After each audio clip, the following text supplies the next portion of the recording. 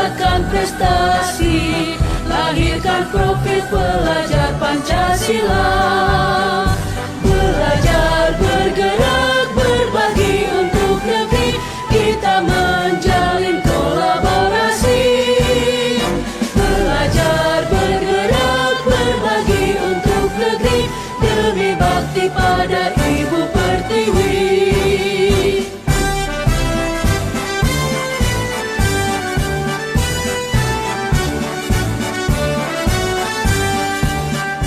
Bulatkan tekad, kuatkan hati, negeri ini memanggilmu kawan.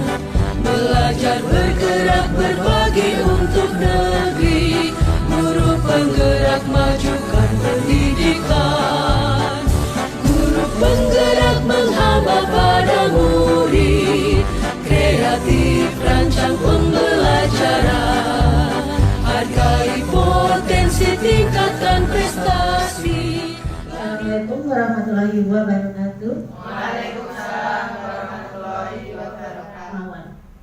Salawat serta salam marilah kita panjatkan kepada junjungan Nabi Agung kita Muhammad Sallallahu Alaihi Wasallam yang kita nantikan syafaatnya di yaumul qiyamah nanti.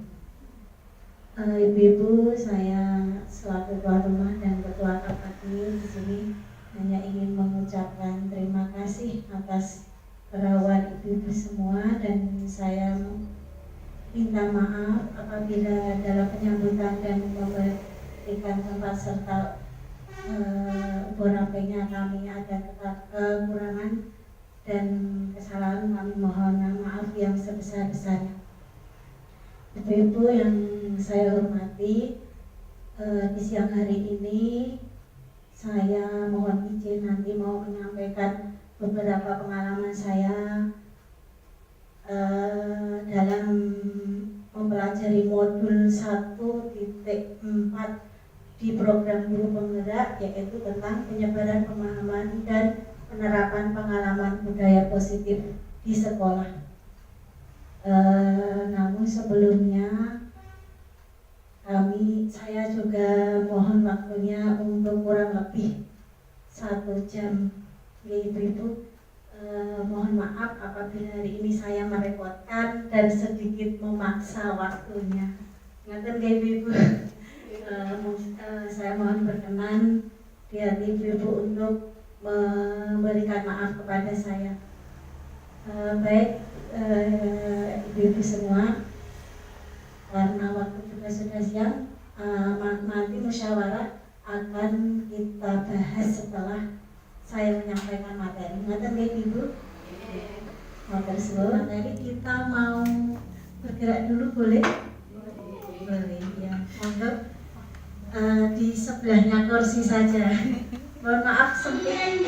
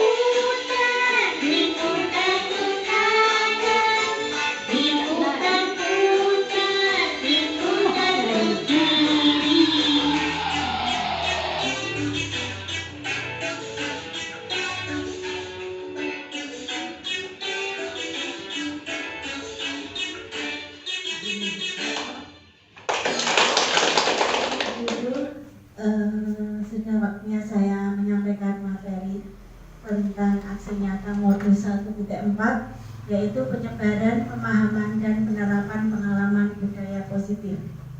Bersama saya, Novi Handayani, CGP Angkatan 10 Kabupaten Magelang. Selamat datang para guru hebat. Mari kita belajar bersama, berkolaborasi, saling mendukung demi mewujudkan budaya positif di sekolah kita. Budaya positif yaitu sebuah nilai kebajikan yang menjadi keyakinan pada akhirnya menjadi karakter atau ciri khas dari sebuah komunitas atau lembaga. Untuk menciptakan budaya yang positif di sekolah, guru hendaklah mampu menjalankan perannya dalam menciptakan pembelajaran yang nyaman dan menyenangkan di sekolah. Karena budaya positif dapat mendorong murid untuk mampu berpikir dan bertindak serta mencipta sebagai proses memerdekakan dirinya sehingga murid lebih mandiri dan bertanggung jawab. Konsep utama modul budaya positif yaitu perubahan paradigma belajar, disiplin positif, kebutuhan dasar manusia, motivasi perilaku manusia, posisi kontrol restitusi, keyakinan kelas, segitiga restitusi. Mohon maaf, itu posisi kontrol guru, betul restitusi ya.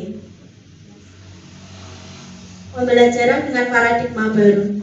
Bapak Ibu masih ingat dengan profil pelajar Pancasila? Ya, ada di situ profil pelajar Pancasila. Yang pertama yaitu apa Ibu?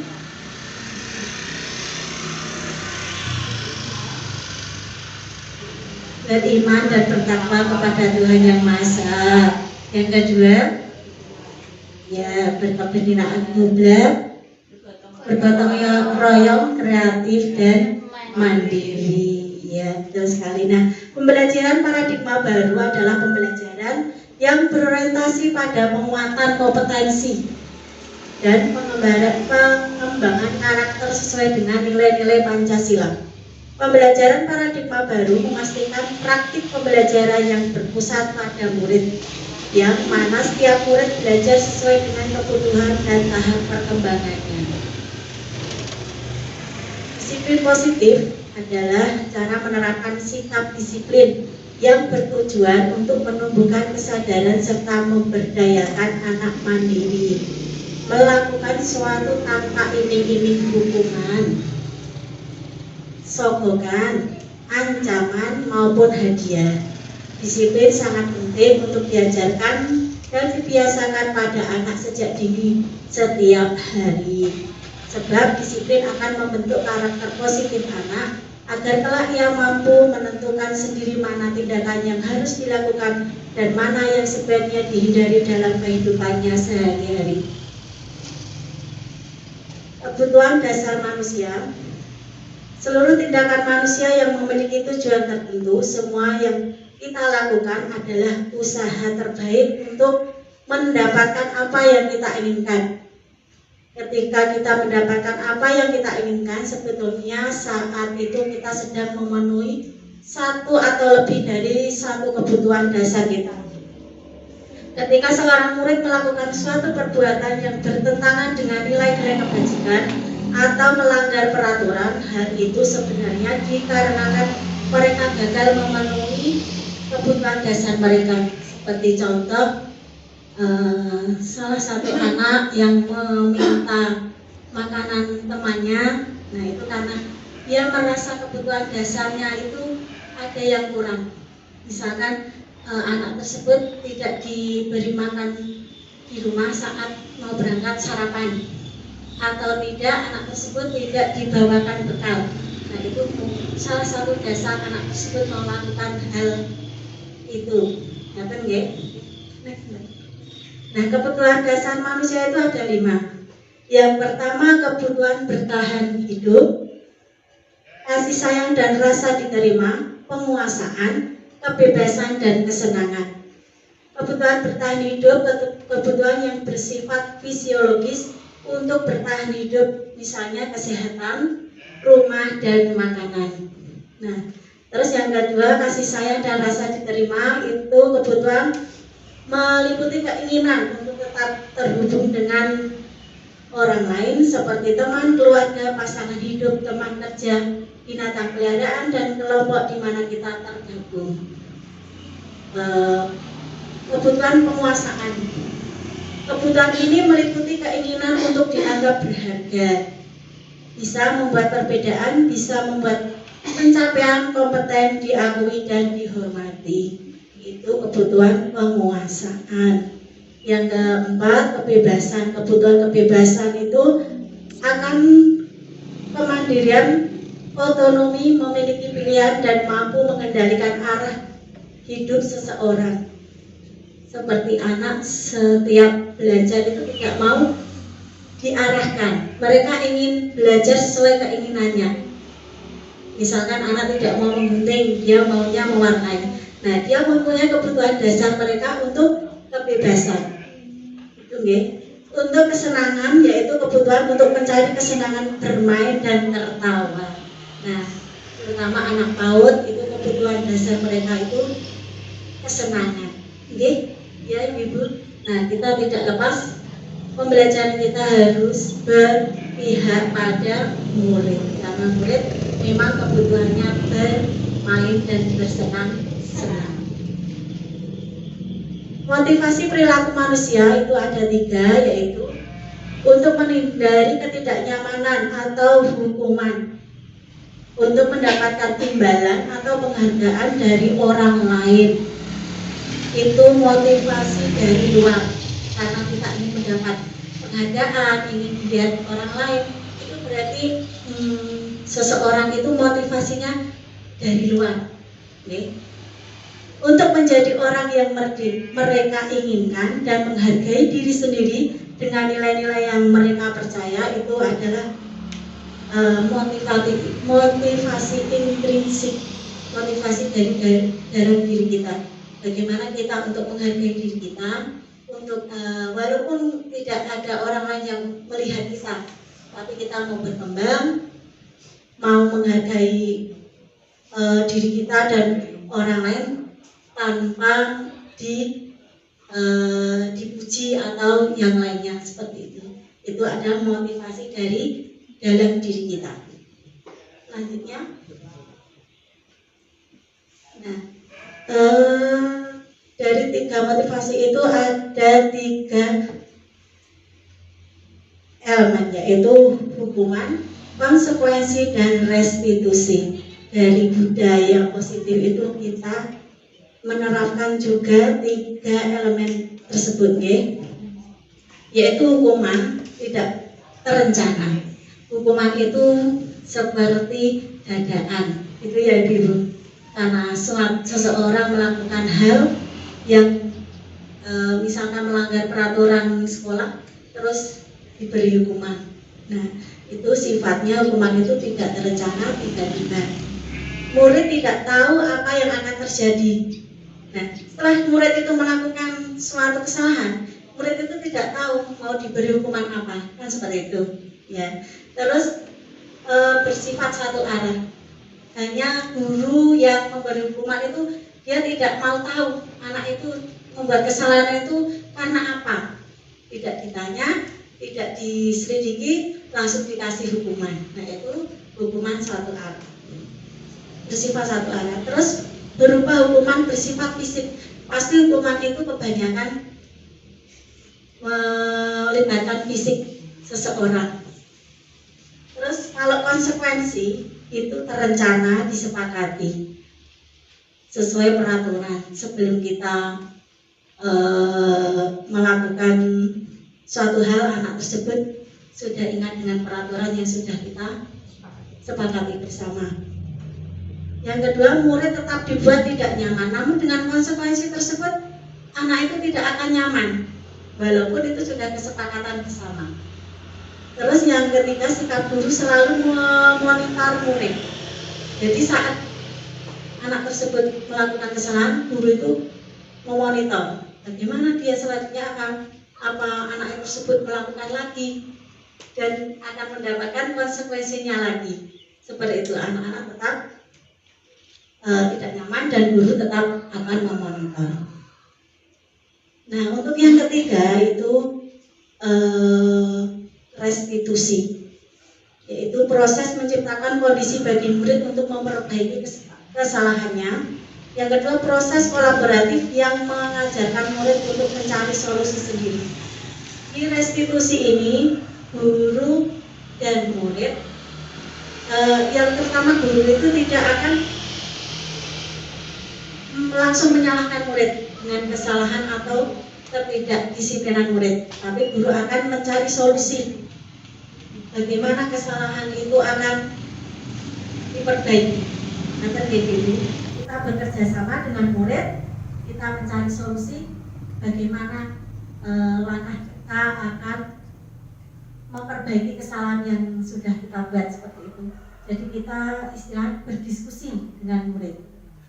Itu ya Ibu, itu adalah restitusi. Nah, ini adalah 5 posisi kontrol guru, yaitu guru sebagai penghukum, guru membuat merasa bersalah, kurang gurunya, guru sebagai teman, guru sebagai pemantau, guru sebagai manajer. Nah, guru sebagai penghukum, yaitu guru sebagai biasanya langsung menyalahkan murid yang melakukan kesalahan atau melanggar peraturan kelas. Itu adalah guru penghukum. Di mana anak tersebut salah langsung, seperti kalau di SD itu salah langsung lari atau membersihkan toilet. Nah, itu adalah hukuman. Terus guru membuat merasa bersalah, maaf masih kurang lagi hurufnya. Nah, di posisi ini guru bicara dengan nada lembut, tenang, namun kata-katanya menyalahkan murid.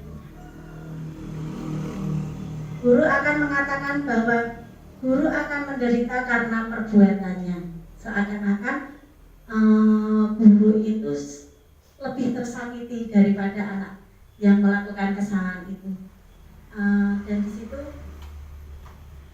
murid akan selalu teringat, wah saya sudah merasa bersalah, saya bersalah sama guru ini, saya harus bagaimana. Jadi anak itu akan malah minder karena dia sudah membuat kesalahan. Dia tidak akan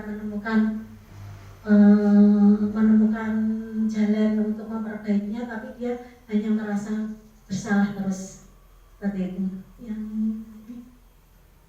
Guru sebagai teman, yaitu biasanya berbicara dengan suara ramah, cenderung bersandal gurau untuk menghangatkan suasana, tercipta hubungan yang akrab namun menyebabkan murid tergantung pada satu orang atau ketergantungan, jadi membuat anak tidak mandiri. Kalau guru sebagai teman itu apa-apa dibantu, ya.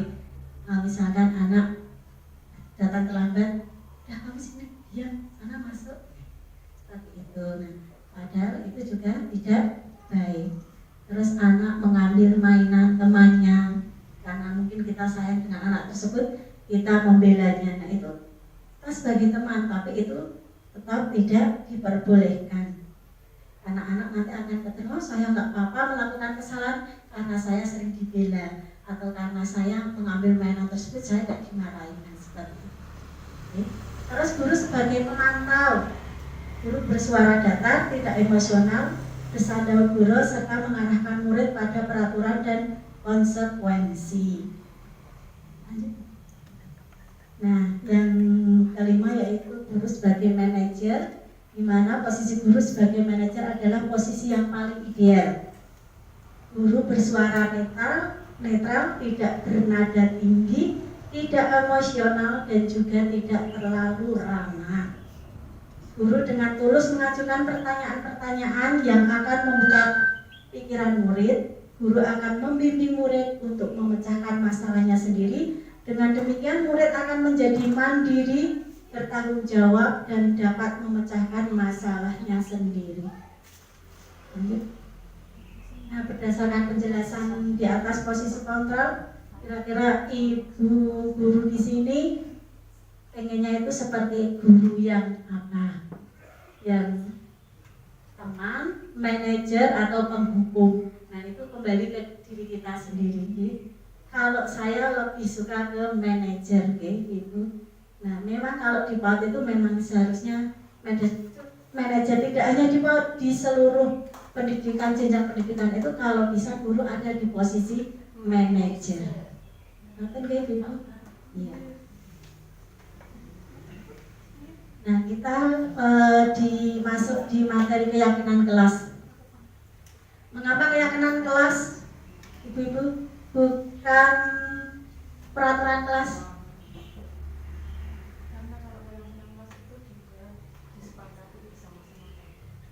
Iya, betul sekali. Keyakinan kelas itu tidak lebih bersifat abstrak juga, okay? Nah, pembentukan keyakinan kelas itu harus kita pertimbangkan dengan beberapa poin, yaitu bersifat lebih abstrak daripada peraturan yang lebih rinci dan konkret. Kalau di TK itu kita sudah PAUD, ya. PAUD itu kalau namanya peraturan, seolah-olah peraturan itu lebih gimana ya, lebih keras gitu loh, lebih harus memang benar-benar harus dijalankan seperti kalau PAUD ya, peraturan. Nah, keyakinan kelas juga berupa pernyataan universal yang dibuat dalam bentuk kalimat positif yang mudah dipahami dan mudah dimengerti, maksudnya dipahami dan dimengerti oleh anak-anak PAUD, terutama anak PAUD ya, Ibu. Nah, keyakinan kelas tidak dibuat dalam jumlah banyak, tidak banyak, tidak sedikit, ya sesuai dengan keyakinan yang akan kita sepakati di kelas kita. Keyakinan kelas merupakan sesuatu yang dapat diterapkan di lingkungan kelas tersebut dan sesuai dengan keadaan sekolah. Keyakinan kelas itu tidak harus sama dengan sekolah lain. Misalkan seni 1, seni 2 itu peraturannya sudah beda, keyakinannya. Ya. Terus membuat keyakinan kelas melibatkan semua warga kelas melalui kegiatan curah pendapat. Keyakinan kelas ditinjau kembali dari waktu ke waktu. Jadi setiap waktu kita bisa ditinjau kembali sudah berhasil apa belum. Dan juga pembuatan keyakinan melibatkan semua warga. Jadi kita dapat semisal kita membuat keyakinan kelas, apa nih Ibu yang kita harus buat keyakinan kelas kita sesuai dengan kondisi kelas sekolah kita. Setelah itu baru kita menyampaikan atau kita membuat keyakinan kelas kita dengan murid-murid kita. Walaupun hanya dengan pertanyaan-pertanyaan kecil, apa yang mereka inginkan di kelas kita itu bagaimana. Seperti saya di sini, saya membuat keyakinan kelas itu yang pertama, jaga kebersihan kelas kita, sekolah kita. Nah, anak berarti tidak tidak membuang sampah. Ya, tidak membuang sampah sembarangan. Yang kedua, mari kita membantu kapanpun kita bisa. Nah, kita menentukan anak untuk bersimpati kepada teman kita, ya, bersimpati kalau ada teman kita yang tidak membawa bekal, dengan sukarela anak tersebut akan memberikan sebagian bekalnya untuk teman kita. Terus selanjutnya, taruh kembali barang di rak yang tepat. Nah, itu anak-anak akan bagaimana? Akan mengembalikan mainan yang mereka ambil dari rak ataupun dari keranjang, akan mereka kembalikan kembali di tempatnya semula. Jadi kelas kita akan terlihat rapi. Selanjutnya, berbicaralah dengan guru jika kamu memiliki masalah. Nah, anak-anak boleh bercerita dengan kita, ya. Jangan sampai anak tersebut malu atau takut untuk bercerita dengan kita tentang apa yang dia hadapi di rumah atau di sekolah, terutama di sekolah di anak tersebut misalnya dinakali temannya, tidak mau bercerita, terus tiba-tiba menangis itu karena apa, kita harus tahu anak juga biar berani bercerita. Nah, selain itu kita juga ya jangan berebut mainan, itu yang paling riskan atau yang paling terjadi di kelas kita, Ibu. Nah, dengan keyakinan kelas tersebut, anak akan teringat kalau mau berebut, oh ya kemarin kita sudah membuat keyakinan kelas kita kalau bermain tidak boleh berebut, seperti itu. Nah, setelah Ibu membuat keyakinan kelas, Ibu bisa disampaikan kepada murid-murid keyakinan kelas kita apa saja. Ngerti nggih, Ibu? Selanjutnya yaitu segitiga restitusi, yaitu suatu proses dialog yang dijalankan oleh guru agar menghasilkan murid yang mandiri dan bertanggung jawab. Nah, segitiga restitusi itu adalah salah satu cara kita untuk memecahkan masalah yang dihadapi oleh murid. Nah, Ibu boleh menyaksikan video ini. Salam dan bahagia Ibu dan Bapak guru hebat. Pada video kali ini kita akan membahas tentang satu program disiplin positif yang akan dilakukan sekolah yang bernama restitusi.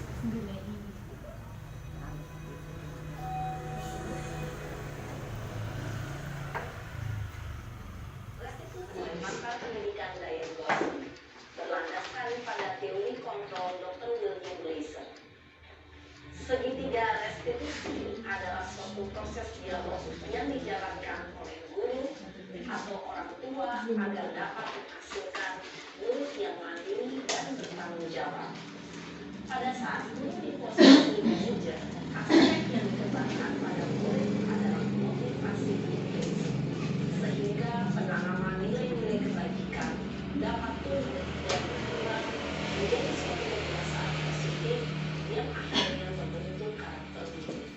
Proses dialog ini terdiri dari 3 langkah yang digambarkan pada ketiga sisi pada segitiga restitusi. Sisi pertama adalah menstabilkan identitas. Sisi yang kedua adalah validasi tindakan yang salah. Dan sisi yang ketiga adalah menanyakan keyakinan. Ibu dan Bapak guru, berikut ini akan ditunjukkan bagaimana seorang guru berada dalam posisi manajer menggunakan penerapan segitiga restitusi.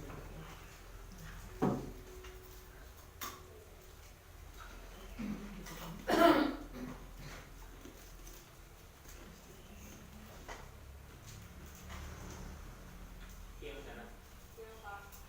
Sudah lama nggak ketemu Sarah? Kenapa hari ini ada di sini? Kesel, Pak. Kesel banget. Masa aku dikatain tukang fitnah, Pak? Ya aku marah lah.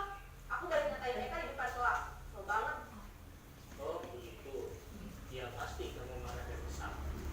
Bapak juga akan marah tidak kalau kamu kesal. Kemudian pada saat itu kamu mau melakukan apa? Ya saya langsung ngatain Eka lah, Pak. Kesel banget. Saya bentak-bentak dia depan teman-teman lain. Oh begitu. Pasti kamu melakukan seperti itu karena suatu alasan tertentu kan? Iyalah, masa saya diam saja, Pak? Ya saya bela diri lah. Masa saya dituduh tukang fitnah? Ya wajar lah. Mempertahankan harga diri itu sesuatu yang penting buat kamu. Beruntung kamu tidak berpikir gagal lagi. Hanya membentak-bentak. Iya, Pak. Untung saya masih bersabar dan hanya membentak saja. Sudah gemes padahal. Saya pasti bela diri lah. Ya pasti ya. Tapi kamu memilih untuk tetap bertahan dan sabar. Kamu memilih untuk tidak berbuat lebih parah lagi. Kan? Nah, sekarang coba kita lihat lagi. Tindakan kamu yang bentak-bentak Eka di kelas. Tindakan kamu itu kira-kira sesuai dengan keyakinan kelas atau prinsip kamu tidak? Enggak lah, Pak. Capek, Pak, jadi kemarahan. Jadi keyakinan atau prinsip mana yang kurang sesuai dengan keinginan kamu? Ya, saya sebenarnya sangat percaya diri orang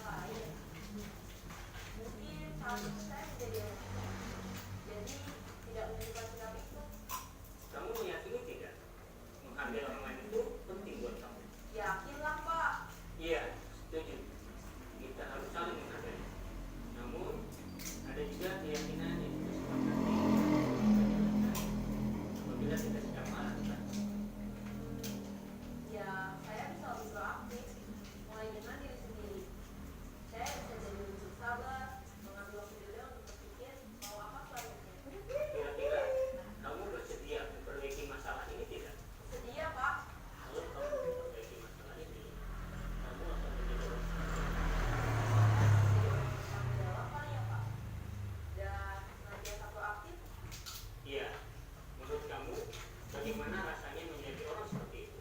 Ya nyaman lah, bangga bisa bersalah dan mandiri. Baiklah kalau begitu. Yuk kita pikirkan bagaimana memperbaiki masalah ini.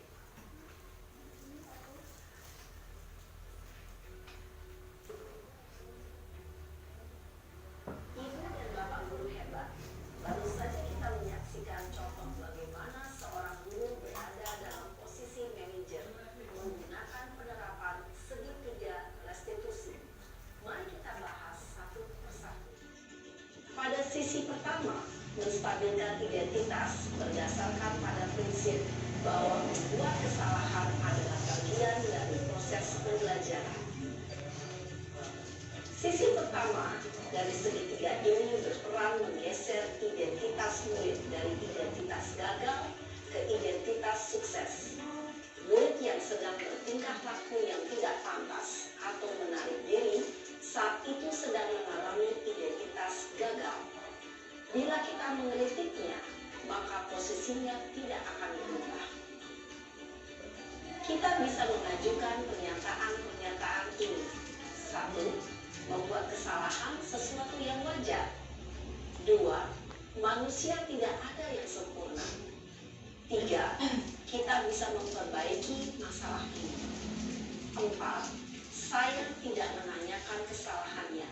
Saya lebih fokus bagaimana memperbaiki masalah ini.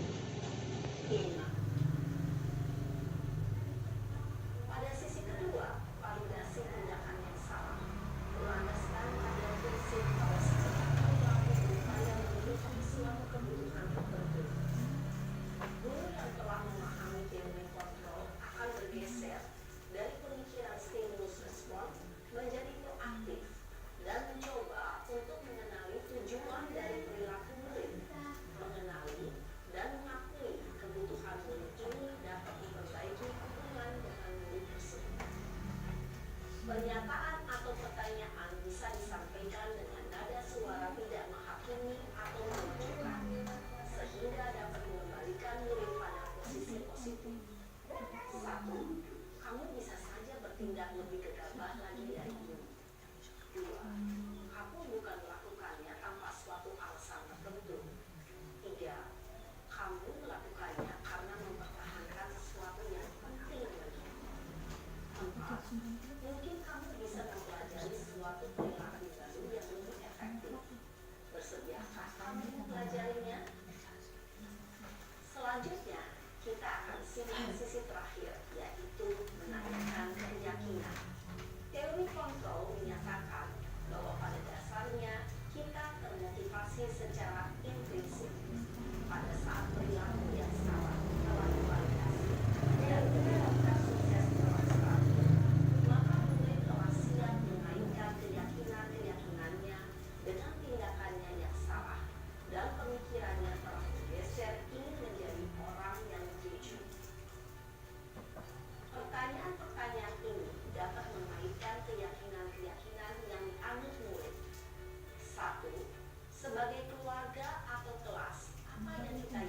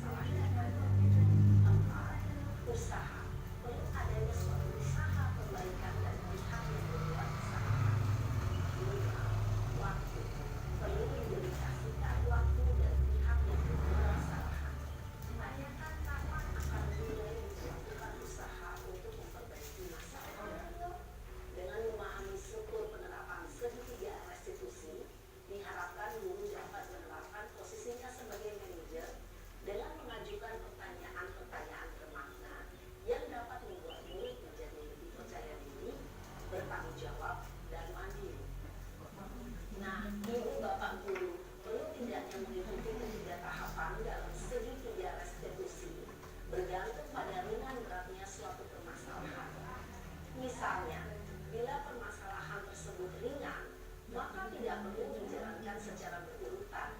Bahkan bisa semudah menanyakan apa keyakinan yang kita sepakati. Dengan menjalankan segitiga resolusi, dengan mengajukan pertanyaan-pertanyaan bermakna, diharapkan murid menjadi kuat secara pribadi, dapat membuka wawasan hidup agar dapat menyelesaikan permasalahannya sendiri, semakin percaya diri, mandiri, dan merdeka.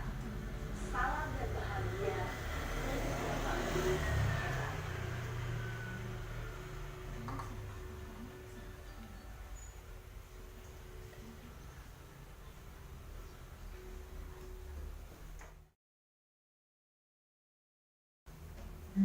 Demikian tadi salah satu penyelesaian masalah dengan segitiga restitusi. Kita sebagai manajer, guru sebagai manajer harus bisa menerapkan segitiga restitusi untuk menyelesaikan masalah yang ada, terutama masalah murid-murid kita. Nanti di akhir kegiatan ini akan saya putar salah satu masalah yang ada di TK kami. Dan ini sudah sampai di penutup. Sebagai kita dapat mengambil kesimpulan bahwa sebagai guru dalam menghadapi perilaku murid maka harus memiliki disiplin positif, yaitu dari diri kita sendiri, sehingga kita bisa menjadi teladan bagi murid kita. Nah, kita sebagai seorang guru harus meneladani murid-murid kita terlebih dahulu, karena murid akan melihat kita, tingkah laku kita, dan sesuatu yang ada di dalam diri kita. Terus yang kedua, dalam penerapan disiplin positif, hendaknya guru memiliki standar kepribadian, profesional dan sosial yang baik, di mana guru mampu merefleksi dirinya dalam posisi kontrol saat ini. Nah, kita mengingat kembali 5 posisi kontrol sebagai seorang guru itu apa saja. Kita ingat kembali, kita refleksi diri kita sampai saat ini di posisi mana. Nanti Ibu.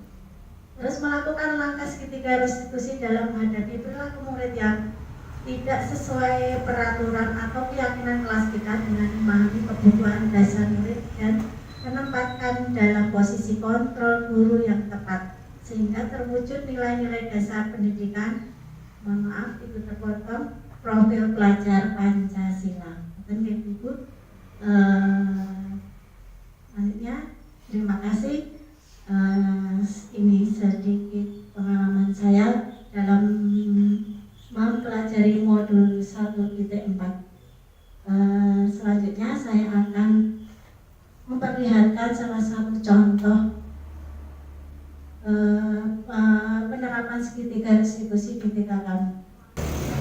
Berikut kita akan menyaksikan salah satu budaya positif praktik segitiga restitusi di TK kami.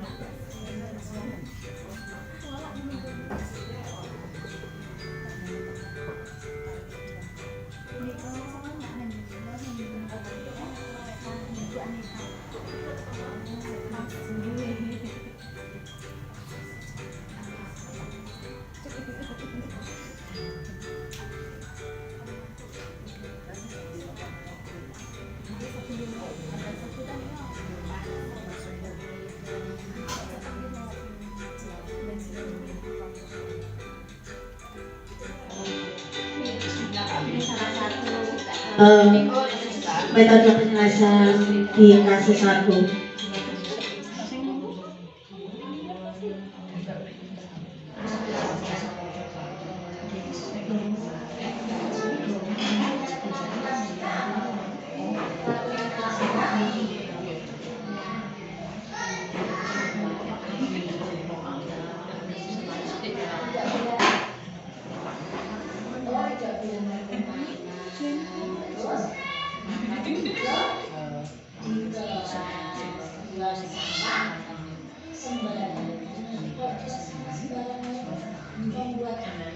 Jadi apa tempatnya?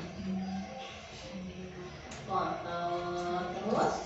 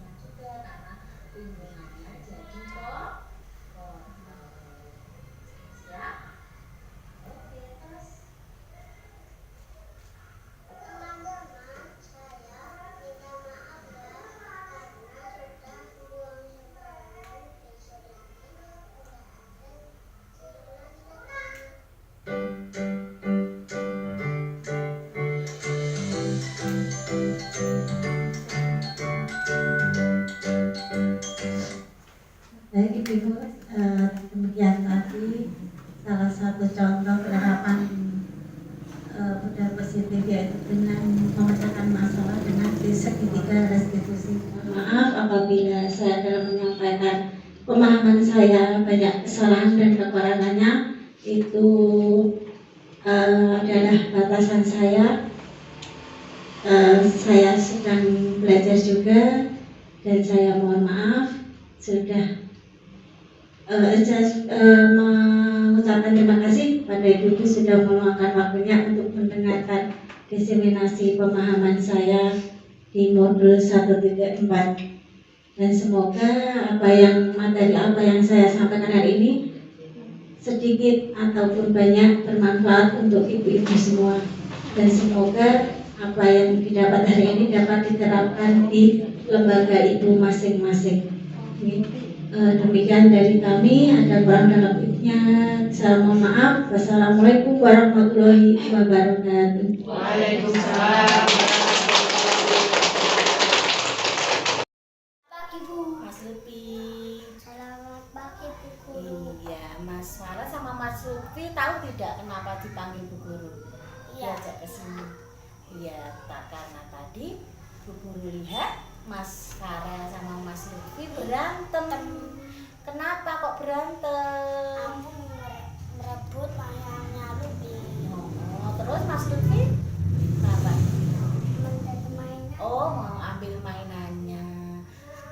Wajar kalau Mas Lutfi marah sama Farel. Terus kenapa Mas Lutfi tadi kok mencakar Mas Farel? Kenapa?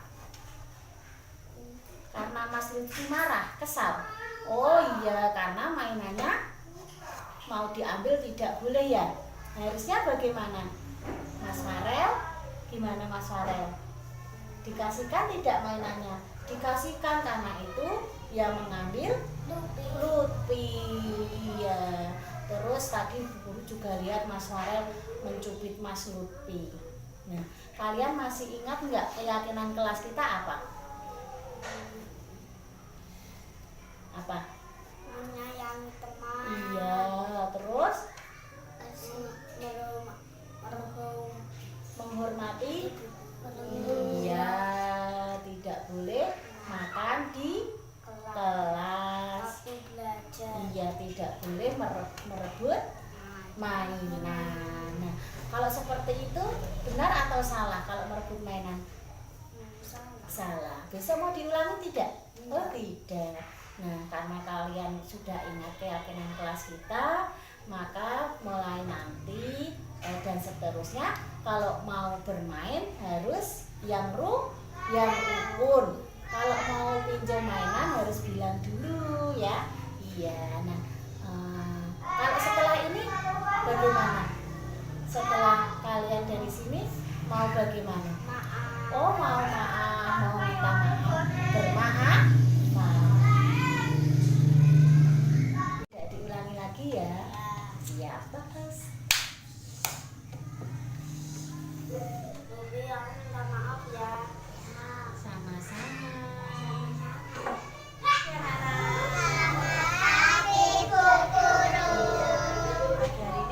mau menyampaikan tentang peraturan dalam ruang kelas. Apa saja peraturannya? Ada yang tahu? Pintar sekali, apalagi? Pintar sekali, apalagi? Apa? Tidak apa-apa. Berteri, ya tidak boleh lari. Terus apa lagi? Iya, apa?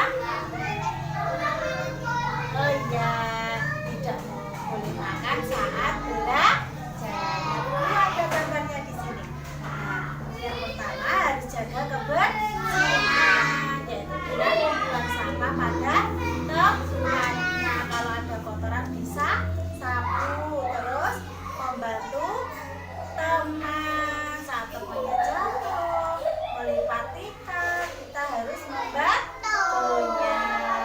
Terus mengembalikan mainan pada pintar sekali, mengembalikan mainan di tempatnya.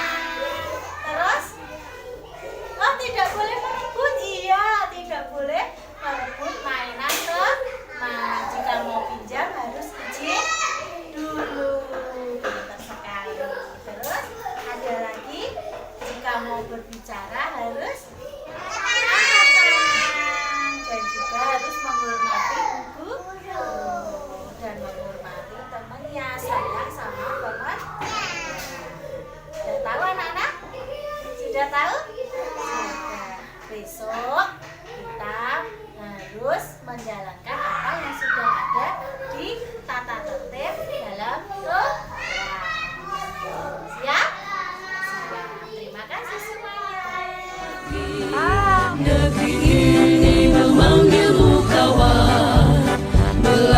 bergerak berbagi untuk negeri.